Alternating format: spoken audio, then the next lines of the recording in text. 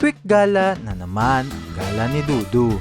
After ng trabaho natin ay diretso naman tayo ng Tagaytay.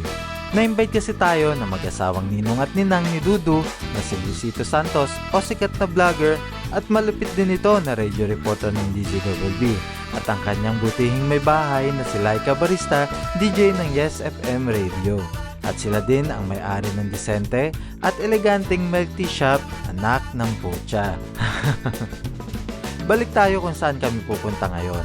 12:30 AM na makarating kami dito sa Villa Elisa Resort na matatagpuan dito sa Cortes, Tagaytay. Pagdating namin dito, ramdam na namin ang lamig at medyo maulan din, no? Kinabukasan, excited ang magnanay at agad nilang nilibot ang buong villa.